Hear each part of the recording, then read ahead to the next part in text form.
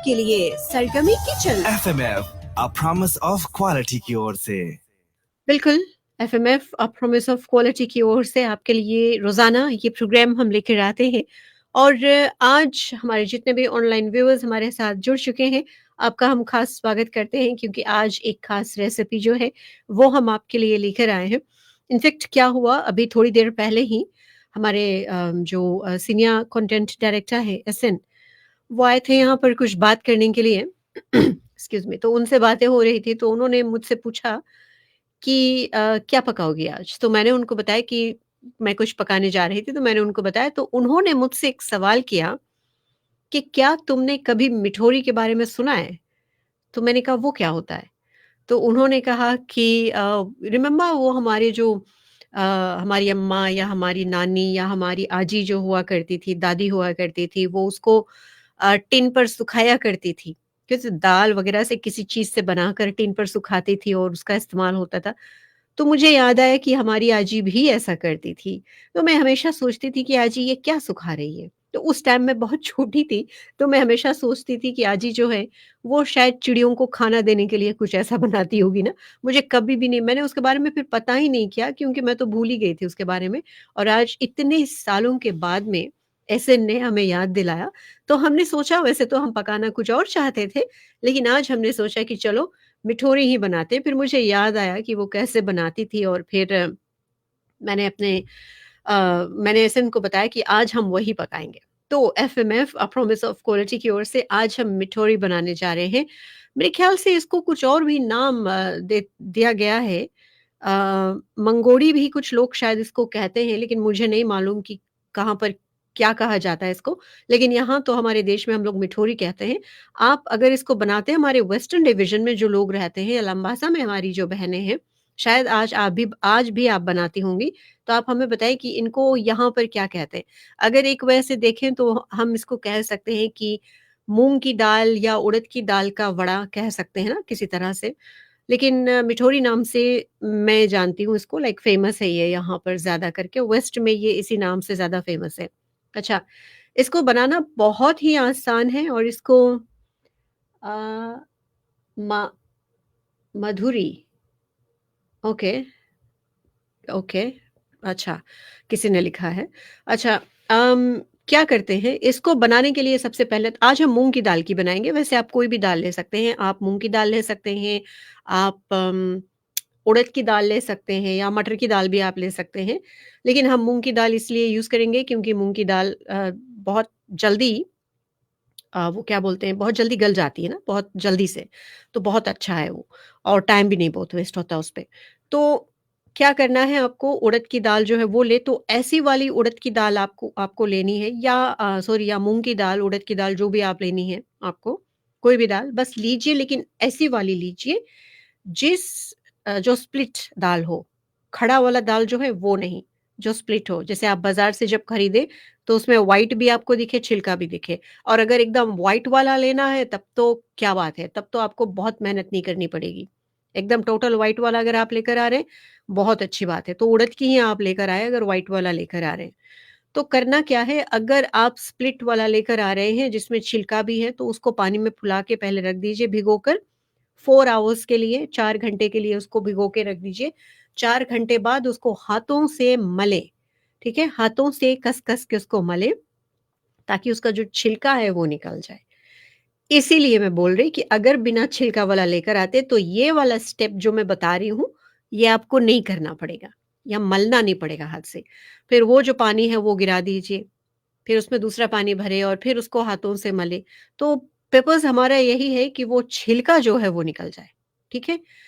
Okay, तो आपको करना क्या है, हमारे पास बहुत सारे मैसेजेस आ रहे हैं उसको लेकर, जो लोग बता रहे हैं कि कैसा है, कैसा नहीं है। तो ख़ैर, तो क्या करना है आपको, अम, जब ये पूरी तरह से निकल जाए इसका छिलका, तो आप उसको अच्छे से धो लें, पानी उसका गिरा दें और अब आप इसको मिक्सी जार में डाल दें। बहुत ईज़ी है ये। अब आप इसको मिक्सी जार में डाल दीजिए।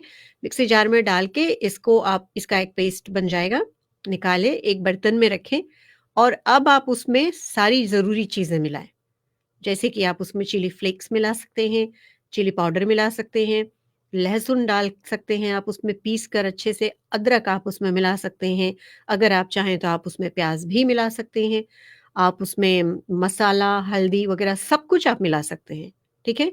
मुझे याद है मेरी आजी उसमें हल्दी मिलाया करती थी, मसाला नहीं, मुझे ख़्याल ही नहीं आ रहा कि उसने कभी मसाला मिलाया है, तो मैं नहीं जानती, लेकिन अगर आप चाहें तो आप मिला सकते हैं। सब कुछ जैसे नॉर्मली हम कढ़ी बनाते हैं ना, बस बिल्कुल वैसे ही। सब कुछ उसमें मिलाकर उसको अच्छे से एकदम मिक्स करें। एकदम पूरी तरह से मिक्स हो जाना चाहिए, नमक भी मिला दीजिए अगर आप चाहते हैं तो।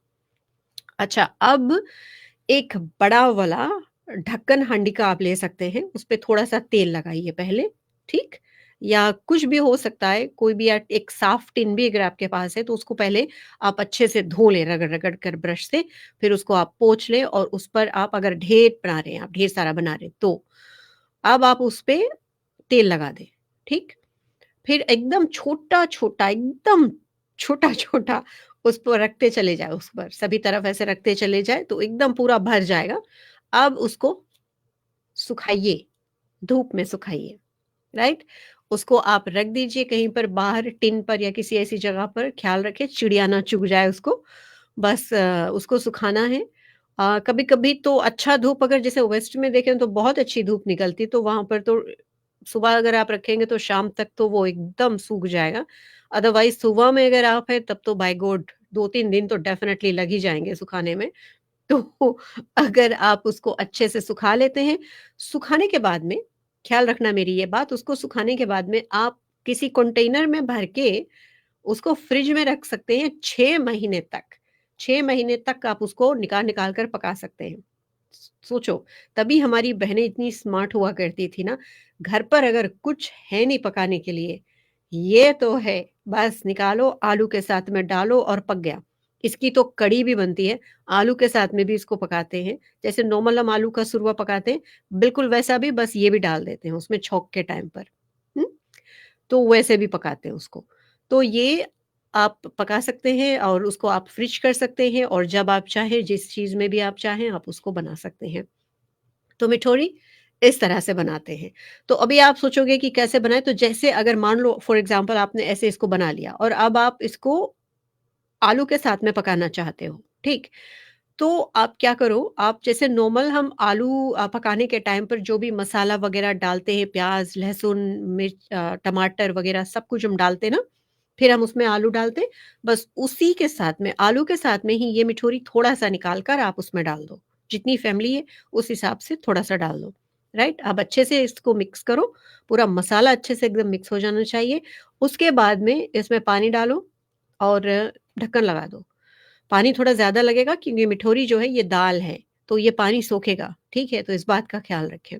चूल्हा धीरे कर दो और इसको पकने दो। आलू आपका पक गया तो मिठोरी तो आपकी पकी हुई है ऑलरेडी, तो आलू पक गया, ये तो पक जाएगा। तो नमक वग़ैरह सब चेक कर लो, बस पक गया। तो इस तरह से आप कढ़ी भी बना सकते हो मिठोरी की, तो इस तरह से आप इसको बना सकते हो।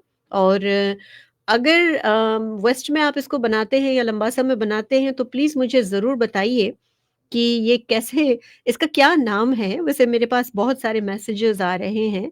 अम, खला जी आपने लिखा है कि आपको याद है कि बड़ी अम्मा जो है, वो इसको बनाती थी और ऐसे बिल्कुल सही है, इसको मिठोरी बोलते हैं, बहुत स्वादिष्ट है। ओके, मुझे ऑनेस्टली आपको बताऊँ मैं, मुझे इसका स्वाद नहीं मालूम है। आई कांट रिमेंबर, मुझे नहीं याद आ रहा है, लेकिन हाँ, मैंने खाया बहुत है क्योंकि मेरी आजी बहुत बनाया करती थी। अम, बहुत बड़े-बड़े उनके पास उस टाइम पर हांडियाँ बहुत बड़ी-बड़ी हुआ करती थी ना, तो बहुत बड़ी-बड़ी हांडियाँ होती थी, तो उसके इतने बड़े-बड़े ढक्कन होते थे, तो उस पे रख-रख के 4-5 ढक्कन पर रख-रख के वो सब ऐसे छत पर रखती थी और उसको सुखाती थी और मैं हमेशा सोचती थी कि ये क्या करती हैं पता नहीं। कभी पूछा नहीं था लेकिन मैंने उनसे कि क्या करोगे? और शायद पूछा भी होगा तो उन्होंने बताया होगा, तो कहाँ बच्चे थे ना, कहाँ याद रहता है।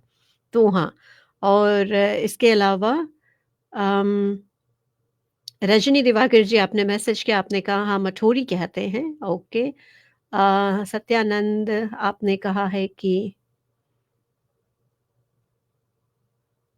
आलू में रखने से, हाँ, आलू में पकाने से पहले इसको फ्राई करना है, मैं भूल गई थी बताना। थैंक यू सो मच आपने ये मैसेज हमें किया। आपको क्या करना है कि आपको इसको, जैसे आलू का सुरवा अगर आप बना रहे हैं, तो उसमें बनाने से पहले अलग से आपको इसको या उसी बर्तन में जिस हांडी में आप इसको बनाओगे थोड़ा सा तेल डाल के आप इसको फ्राई कर लो। कैसे भूल गई मैं। आप इसको फ्राई कर लो, थोड़ा गोल्डन कलर का ये हो जाए, फिर आप निकाल लो, फिर आप नॉर्मल जैसे छोंक वगैरह लगाते हैं, फिर आप आलू के साथ में उसको डालो। हाँ, ये मैं आपको बोलना भूल गई थी। Thank you so much Satya ji. Zarina Hussain ji बहुत-बहुत शुक्रिया, रविंद्र और प्रकाश राज हैं। अम, हाँ, thank you, thank you, thank you. हाँ, तो इस तरह से मिठोरी जो है ये बनाते हैं। आलू में डालने से पहले इसको फ्राई करना बनता है, बहुत ज़रूरी। मैं एकदम दिमाग से मेरे निकल गया था वो वाला पार्ट कि इसको फ्राई करना होता है। तो आप बनाइए कोई दिन और फिर हमको फ़ोटो वगैरह जो है वो भेजिए, शायद कुछ घरों में आज बन जाए, है ना? कुछ लोगों के पास शायद रखा होगा फ्रिज में, लेकिन अभी तो सुबह में तो हम नहीं कह सकते क्योंकि मौसम तो यहाँ पर बहुत ठीक नहीं है। ख़ैर, एफएमएफ की ओर से आपके लिए एक बहुत ही स्वादिष्ट रेसिपी हम लेकर आ रहे थे। कल एक और एक ऐसी ही रेसिपी जिसकी ख़ास माँग आई, जो आज हम देने वाले थे, वो हम लेकर आएँगे आपके लिए एफएमएफ अ प्रॉमिस ऑफ क्वालिटी की ओर से। तो रेडियो सरगम पर हमारा साथ देते रहें। थैंक यू सो मच हमारा साथ देने के लिए। वैसे तो हम 2 बजे तक यहाँ पर रहेंगे रेडियो सरगम पर, तो आप भी हमारा साथ रेडियो सरगम पर देते रहें। 24/7